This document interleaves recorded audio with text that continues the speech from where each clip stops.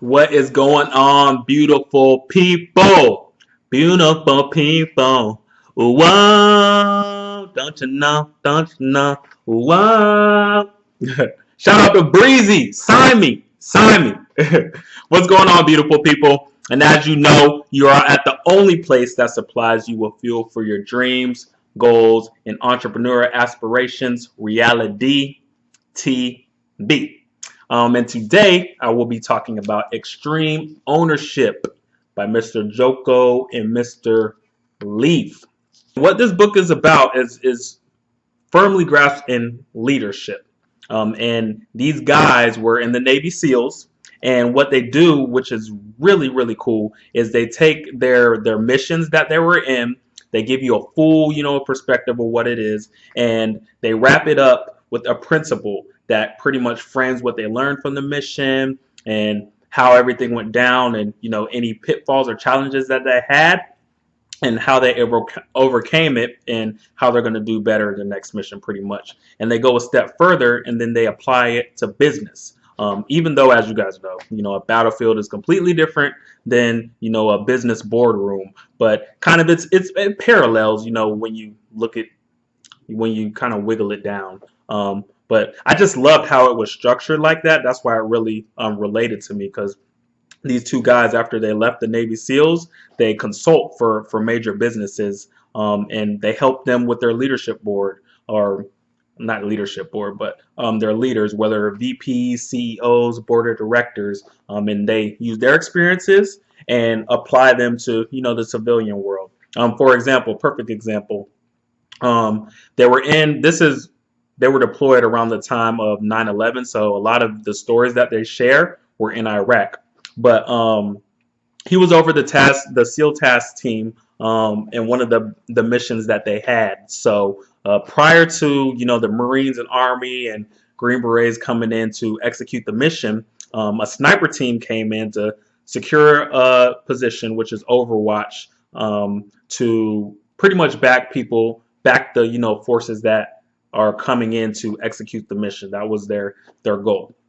So within the battle, after everybody was set up, once the battle and the mission commenced, some Iraqi soldiers, which were allied with the armed forces, lost their way, I guess, in the battlefield and ended up in the sniper team's Overwatch position. However, they looked kind of similar to the people they were fighting. So the people who were, on mission, who were on mission, thought Iraqi people were, or Iraqi enemies were going into the building. So they started firing on the building, So the SEAL commander was saying, "Hey, what's going on? We have fire close to our position. What's going on? What's happening?" He said, and then, they radioed in and they were like, "We think we saw enemies going in." So he said, "Whoa, hold on, hold fire. We got to confirm because we have a team in that vicinity." So long story short, the guy is, I would say he's crazy, but anybody that makes it through this Navy SEALs has some kind of screw loose. But he actually, went into the field. He was already in position, but he actually went into the building to confirm that was a sniper team. That's how sure he was. And he was able to, stop that and say, "Hey, stop. We have, it's friendly fire in here."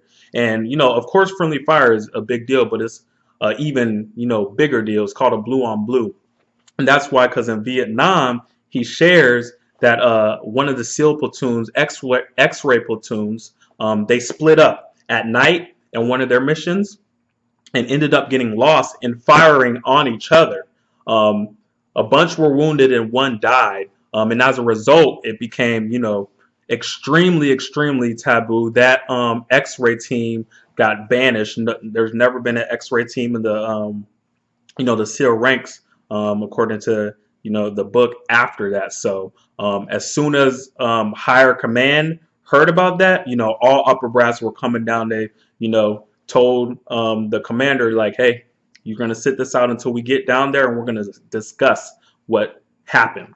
And this episode was brought to you by Barnes and Noble. Hold on. No? What about Amazon? What you mean? I thought we had that locked in. So that rolls into the principle of the book. And when the brass comes down, heads are rolling, people are, getting shit back home. It's dire. And it wasn't his fault. People didn't communicate their positions. People didn't confirm targets with amongst a myriad of things. So it wasn't his fault, even though it was his battlefield, quote unquote, that he was in charge of. And the route he took was accountability. He understood as a leader, everything is my fault and everything is my success. And whatever happens, I'm responsible for it.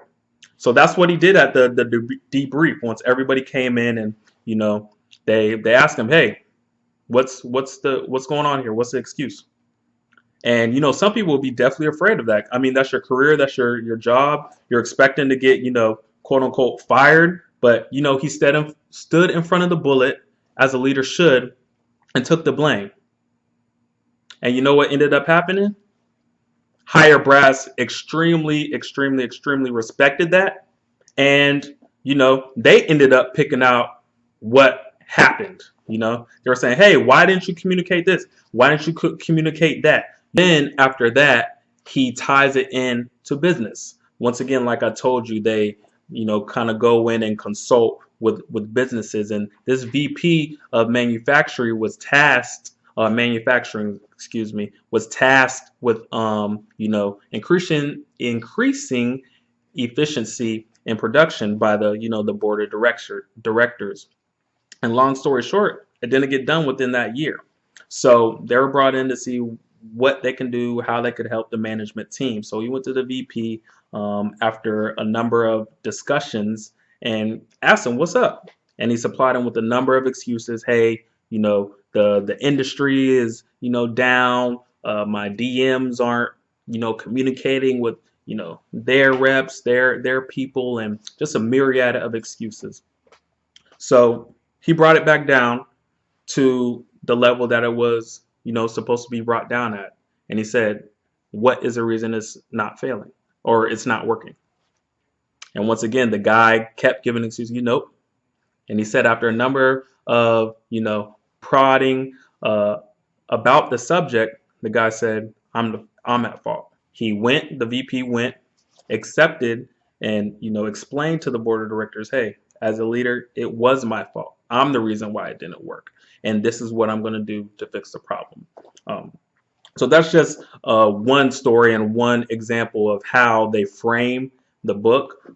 They give that nice little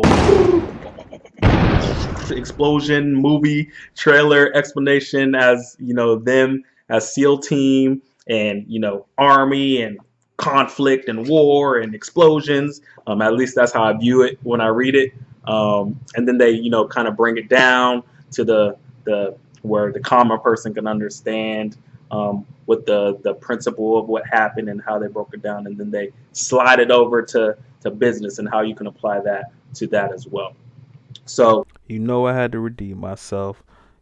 Barnes and Noble, Amazon don't want to sponsor the boy yet. But, I know people. So I got this nice little hookup for my people. But the catch is, it's a one-time offer for one person. So 15% off if you use the coupon. Drop the comment below. definitely rate this as a great read. Go get it, especially if you're consider yourself a leader and want to grow in that role, or even if you want to further understand your boss or manager or a role model as well and how they operate. This book is awesome in regards to being able to put yourself in their shoes to see how they think. So you should definitely go check that out as well. But as you guys know, with these books, jot any suggestions of any new reads that you guys are reading, and also if you happen to go pick this up and read it, let me know what you thought about that and anything that you also pulled from it as well. So definitely drop those comments. Subscribe if you haven't subscribed. I know you watching. I see you watching. Just subscribe. Every Sunday we in here with fresh content, So just subscribe, drop these comments. It's gonna bring, some nice content to you guys. So definitely need your feedback to continue to improve and keep this thing rolling. So have a great day, week, month, and I'll see you next week, guys. Bye.